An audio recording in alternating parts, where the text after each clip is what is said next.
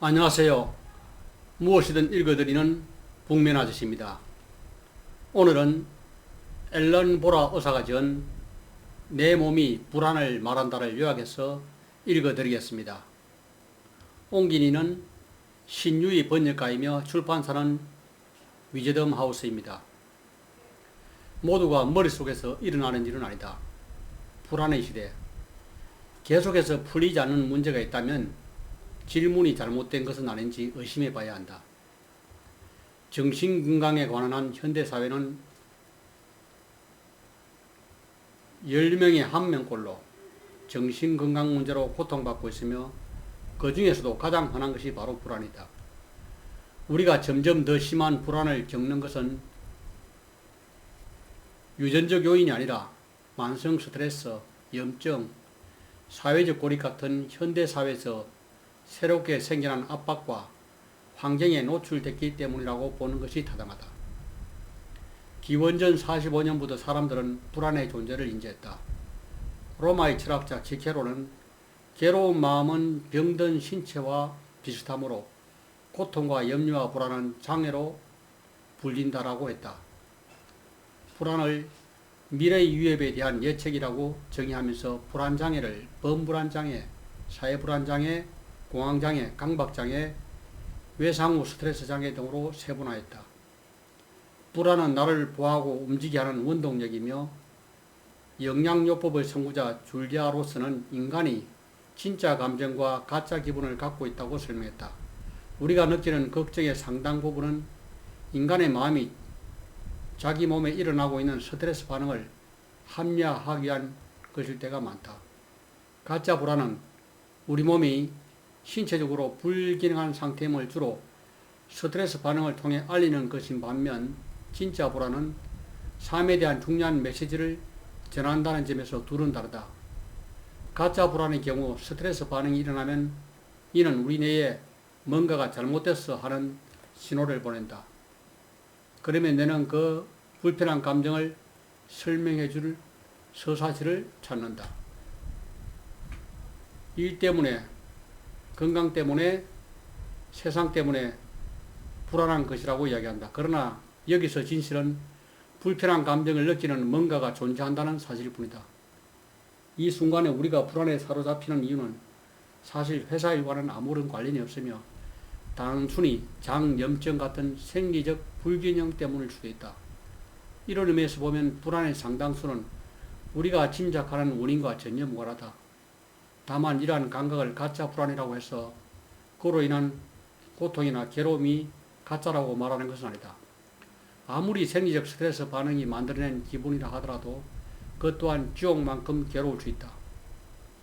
가짜 불안은 흔하게 일어나며 엄청난 괴로움을 안겨주지만 대부분은 비교적 쉽게 피할 수 있다. 피할 수 없는 불안. 신체 내 불균형으로 인한 결과로 뇌 항물질의 변화가 일어나는 경우가 상당히 많다는 뜻이다. 이처럼 가짜 불안의 근원은 몸에 있으며 따라서 마음뿐만 아니라 몸도 함께 다루어야 한다. 가짜 불안은 어디에서 비롯될까? 불안을 일으키는 주요 프로세스는 두 가지가 있는데 하나는 신경계가 위협을 감지했을 때 일어나는 스트레스 반응이고 다른 하나는 장과 관련된 전신염증이다. 우리를 괴롭히는 자극적인 음식, 끊임없는 알림, 수면 부족 이러한 반응은 대체로 피할 수 있을 뿐만 아니라 일단 스트레스 반응이 시작된 후 체내에 흐르는 아드레날린을 배출함으로써 다시 평온한 상태로 회복하는 것이 가능하다. 불안하면 장이 꼬이는 느낌이 드는 이유. 만약 장이 편안하고 건강하면 장은 뇌에 이상 없음 신호를 보내고 그러면 우리는 평온한 기분을 느낀다. 반면 장내 미세물 간의 균형이 깨지거나 우리 몸이 잘 소화하지 못하는 음식을 먹으면 메시지가 변한다. 이 경우 장은 뇌에 이렇게 전한다. 불안을 느껴라. 이러한 소통은 주로 미주신경을 통해 일어난다. 약물 치료가 만병통치약은 아니다. 지금 당신이 겪고 있는 견디기 힘든 증상들 역시 몸이 스스로 잘못을 바로 잡으려는 신호일 때가 많다. 자연스러운 균형 상태, 즉 항상성으로 돌아가려 노력하는 중이다. 따라서 몸과 싸우기보다 상호 이해와 신뢰를 구축하는 것을 목표로 삼아야 한다. 의도가 있는 불안. 우리는 지금 삶이 내가 가진 가치나 능력에 충분히 부합하지 않을 때 불안을 느끼는데, 그래서 불안은 삶에 뭔가 궤도 수정이 필요하다는 사실을 알려주는 중요한 지표 역할을 한다고 볼 수 있다. 어떻게 해야 불안을 멈출 수 있지가 아니라 내 불안이 말하려는 것이 무엇일까라고 물어야 한다. 만약 진짜 불안에 귀 기울이고 따르기로 했다면 그것은 황금 나침반이 되어 인생의 변덕을 잘 헤쳐나가도록 이끌어 줄 것이다. 더 많이 성장하고 배우고 사랑하게 도와줄 것이다. 진짜 불안은 나의 힘. 주변을 아주 민감하게 감지하는 사람들, 아주 미묘한 위협에도 제일 먼저 반응하는 사람들에게 우리는 귀 기울여야 한다. 바로 그들이 우리의 예언자이며 너무 늦지 않게 우리를 깨워줄 사람들이다. 가짜 불안과 진짜 불안을 모두 끌어안아야 하는 이유. 가짜 불안을 알아내고 다루는 법. 현대인의 불안. 편안한 마음은 그 자체로 강력한 치유의 힘을 가졌다는 사실을 명심하는 것도 중요하다. 피곤하지만 잠들지 못한다. 수면과 불안의 관계는 매우 중요하며 쌍방향으로 소통이 이루어진다. 불안은 불면증을 일으키고 만성적인 수면 부족은 우리를 불안에 취약하게 만든다. 잘 자는 게 최고의 보약이다. 수면 부족과 만성 스트레스 모두 뇌의 쓰레기 제거를 방해함으로써 잠재적으로 뇌의 해독력을 훼손할 수 있다는 뜻이다. 따라서 스트레스 관리와 충분한 수면으로 걸림 파틱 시스템이 우리 뇌를 장기적으로 청소할 수 있는 환경을 만들어줘야 하며, 이는 다음날 아침 우리가 느끼는 불안의 정도를 줄이고 장기적으로 인지능력 감퇴를 예방하는 데에도 도움이 된다. 잠들 때 핸드폰은 멀리, 칠흑 같은 어둠은 가까이. 몸이 피곤하다는 신호를 보내면 지체 말고 잠자리로 가야 하는 이유. 흙이 지면 통잠을 자기 힘들다. 지방과 단백질 덩어리는 소화 흡수가 느리므로 밤새 혈당이 너무 떨어져 스트레스 반응을 일으키는 일이 없도록 안정적인 혈당 안전망을 제공한다. 아침에 마시는 커피 한 잔도 밤잠을 방해할 수 있다. 아침 9시에 마신 카페라떼 중 일부가 밤새도록 뇌를 괴롭힌다는 것이다. 오후 3시 30분에 마치는 커피 한 잔이 저녁 8시 30분에 마치는 커피 반 잔과 같다는 뜻이다. 안전하게 수면을 도울 수 있는 방법들. 글리신 마그네슘을 잠들기 전에 복용해도 수면에 도움이 된다. 무게감 있는 묵직한 이불이 신경을 안정시켜 주어 수면에 도움이 된다. 수면 추적기도 수면의 중요성을 깨닫게 준다. 멜라토닌 복용도 수면에 도움이 된다. 기술 발전이 가져온 불안. 우리는 소셜미디어에서 타인의 관심을 확인받고 싶어한다. 디지털 공동체는 다른 사람들과 활발히 교류하고 있다는 느낌의 껍데기만 제공할 뿐이며 우리의 깊은 내면에 있는 무언가는 그것만으로는 부족하다는 사실을 알고 있다. 우리가 핸드폰과 컴퓨터로 소통하는 데 쓰는 시간은 그만큼 직접 만나서 교류하는 시간을 찾지 않는다는 기회비용을 대가로 치른다. 온라인 공동체는 결국 진지한 의미의 소통을 하는 능력을 방해하고 그렇게 우리는 불안하고 충족되지 못한 채 살아가고 있다. 진정 이러지 할 일이 누군가를 판단하고 단죄하는 인터넷 세상으로부터 거리두기. 인간이 공동체의 지시를 받을 때 안전함을 느끼도록 만들어졌다는 사실을 고려하면 취소 문화는 우리를 불안하게 하고 기본적인 안정감의 의문을 품게 할 수 있다. 어떻게 먹어야 덜 불안할까? 정신건강을 위한 음식이라는 측면에서 봤을 때 우리는 균형을 되찾아야 한다. 클린 식단, 팔레오 다이어트 식단, 전탄수화물 식단에도 장점이 있지만 이러한 종류의 식단은 파괴적 결과를 가져올 수 있다. 음식을 두려워하는 마음이 들면 설령 그로 인해 몸에 더 좋은 음식을 먹더라도 결과적으로는 오히려 불안을 높이는 결과가 빚힌다. 그러니 건강한 음식을 먹을 때 그것을 박탈이나 위협으로 느끼지 않는 법을 배워야 한다. 우리가 먹는 음식이 기분에 영향을 미치기 때문에 식단이 중요하다는 것이다. 혈당이 떨어지면 불안이 높아진다. 우리의 신체 시스템은 혈당이 떨어지면 혈류에 다시 글루코스를 공급하고 더 많은 음식을 찾게 함으로써 혈당을 안정적으로 유지한다. 혈당을 안정시키는 과정에서 일어나는 스트레스 반응이 우리한테는 불안처럼 느껴질 수 있기 때문이다. 그러나 이처럼 혈당 저하로 인한 불안함은 대부분 피할 수 있다. 예민한 사람에게는 카페인이 마치 불안 유도 약물처럼 작용하여 스트레스 반응을 촉진하고 불안을 유발할 수 있다. 알코올은 일시적으로 우리를 느긋하게 해주지만 결국 술을 마시기 전보다 더 큰 불안을 안겨준다. 술의 또 다른 문제는 우리가 인생에서 어려운 순간을 맞닥뜨렸을 때 거기서 도망치거나 스스로를 무감각하게 하는 방식으로 대응하고 싶은 욕구를 부추긴다는 것이다. 너무 많이 먹어도 너무 적게 먹어도 안 된다. 우리 몸은 꾸준히 자신의 영양 상태를 확인하여 영양이 충분한지 결정한다. 만약 필수 영양분이 부족하다고 판단되면 결핍, 긴장감, 초조감을 느끼며 먹을 것을 찾게 되고 영양소가 충분히 공급될 때까지 불안을 느낀다.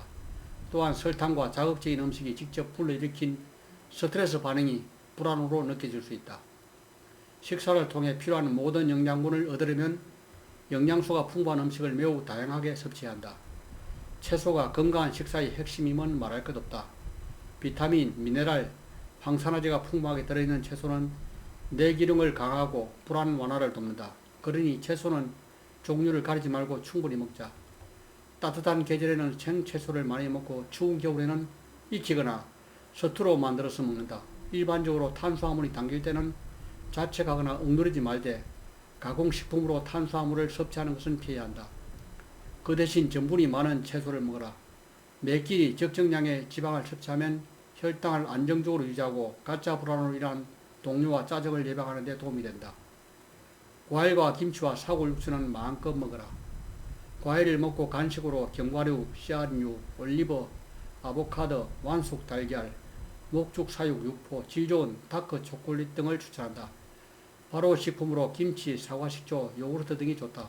이것들은 장에 유익균을 제공함으로써 장을 치유하고 세로토닌 같은 신경전달 물질의 합성을 촉진하며 면역기능 개선에 도움이 될 수 있는 기능성 식품이다. 또 사골 육수를 추천한다. 콜라겐, 글리신, 글루타민, 철분이 풍부한 사골 육수는 장을 치유하고 영양분 저장소를 만드는 등 정말 많은 일을 하며 체내 건강 상태의 지표인 머리카락, 손톱을 건강하게 유지하는 데 기여한다. 피해야 할 음식은 피하되 완벽해지려고 스스로를 다그치지 말 것. 피해야 할 음식으로 가공식품, 트랜스지방, 마가린, 첨가당과 액상과다, 인공감미료, 정제 탄수화물, 옥수수나 대두 등 유전자 변형 작물, 식품 보조제, 착색제 등이다. 칼로리가 아니라 화학물질에 주의를 기울이자. 염증의 공격을 받는 몸.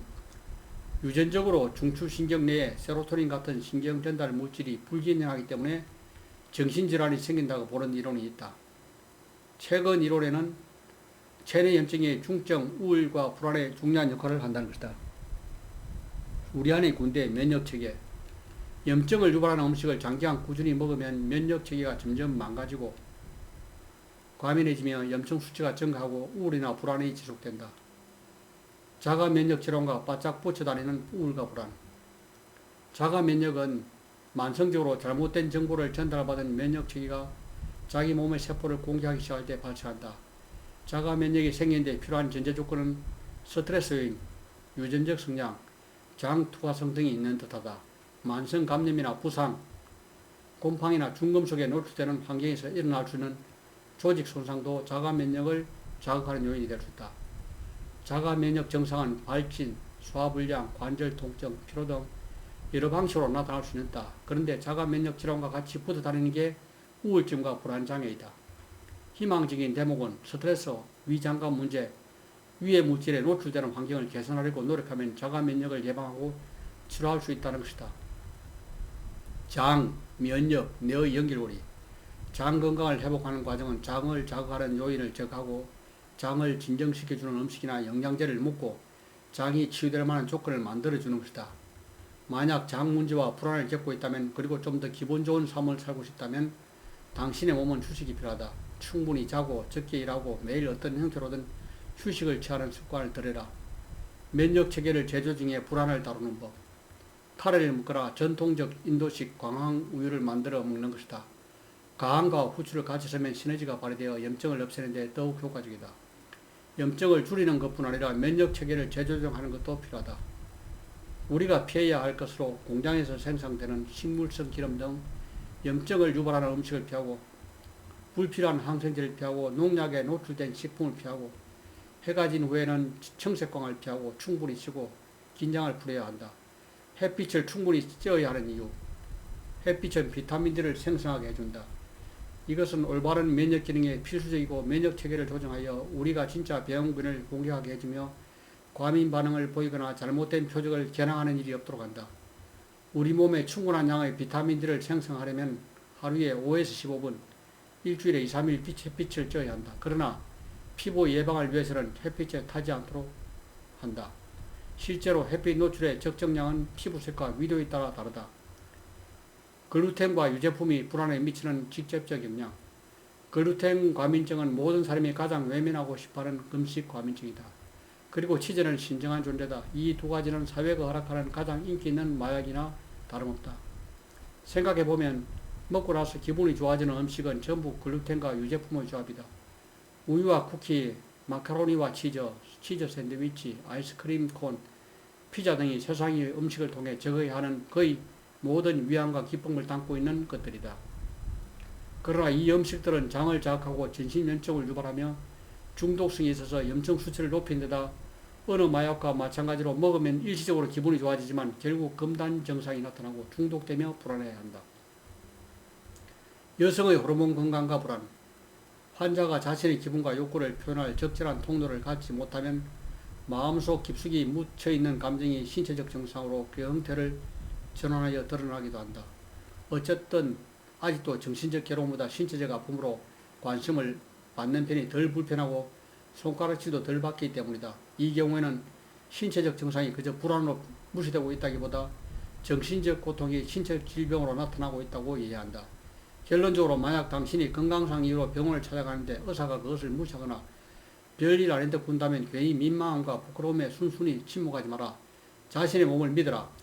내 몸은 내가 제일 잘한다. 당당하게 목소리를 내고 저항하고 자기 주장을 내세워라. 임신과 출산은 여성의 불안에 어떤 영향을 미칠까? 임신 중에 인체는 면역체계가 태아와 태반을 외부 물질로 인식하여 공격하지 않도록 자연적으로 면역활동을 완화한다. 그래서 자가 면역질환 환자 중에는 임신기간 중에 증상이 나아지는 경우가 많다. 그러나 산후에는 면역체계가 급격히 복구되기 때문에 출산한 지 얼마 안 된 엄마들의 염증과 자가 면역질환에 특히 취약하다. 따라서 산후기간에는 자신의 면역체계를 저하지 않도록 매우 조심해야 한다. 음식 과민증이 있는 사람은 출산 후 그 몇 주간은 그 음식을 피하도록 최선을 다해라. 조용한 유행병 금단현상. 낫고 싶어서 약을 먹었는데 약 때문에 더 불안해질 수도 있다. 금단 증사로 괴로워하는 이들을 위한 기본 지침. 처음 복용량을 줄일 때는 10%만 줄이고 신체의 해독 작용을 도울 것. 신경계의 회복을 도울 것. 감정을 표출할 수 있는 공간을 만들 것 등이다. 매일 적어도 하루에 한 번은 명상과 호흡요법을 실천하기를 추천한다. 그리고 좋은 수면 습관과 영양가 있는 음식을 최우선으로 두라고 조언한다. 뇌는 학습한다. 뇌는 약물에 의존하는 법을 배우기도 하지만 약을 끊은 후에 회복할 재건하는 법도 배울 수 있다. 희망은 언제나 존재한다. 스트레스를 해소하고 이완하기. 신체의 스트레스 반응이 만들어낸 가짜 불안은 식단과 일상적인 습관에 변화를 줌으로써 어느 정도 예방할 수 있다. 우리가 매일같이 이완 반응을 담당하는 부교감 신경계를 자극하고 스트레스 반응을 자극하는 교감 신경계를 누그러뜨릴수록 우리는 점점 더 불안과 멀어질 것이다. 이완 반응. 삶을 부드럽게 다독이려는 노력. 인간의 자율신경계는 모든 움직임이 일어나는 곳으로 교감신경과 부교감신경으로 나뉜다. 스트레스 반응인 교감신경과 이완 반응인 부교감으로 나눈다. 교감신경은 스트레스 반응을 지휘하여 우리가 언제 싸우고 도망갈지 결정한다. 스트레스 호르몬인 코르티솔, 아드레날린, 노르에피네프린을 통해 소통하는 교감신경계는 우리가 위험에 처한 상황임을 알려주면서 그 순간의 생존을 최우선으로 행동하게 하는데 많은 사람이 이를 불안으로 느낀다. 반면 이완 반응은 스트레스 반응과 반대다. 이완 반응은 부교감 신경계가 아세틸콜린, 세로토닌 같은 신경 전달 물질로 삶을 부드럽게 다독일 때 일어나며 우리 몸이 쉬고 수화하고 회복하는 시간을 갖게 한다. 스트레스와 이완 과정은 상호 배타적이어서 신경계는 동시에 두 가지 상태를 줬다. 즉 우리 몸을 이완 반응으로 끌고 갈 수 있다면 스트레스 반응을 피할 수 있을 뿐만 아니라 스트레스 역시도 높일 수 있다는 뜻이다. 그래서 이완 반응을 유도하는데 몇 분만 쓰면 언제든 불안한 상태로 떨어질 가능성을 낮출 수 있다. 우선 몸과 마음의 연결이 쌍방향이라는 사실을 이해하는 것이 중요하다. 마음이 편안하면 신경계에도 천천히 그리고 깊이 호흡하라는 메시지가 전해진다. 이처럼 뇌는 쏘기 쉬운 기관이므로 이완된 몸 상태를 만듦으로써 우리 뇌를 쏘기가 유한 반응으로 끌고 갈 수 있다.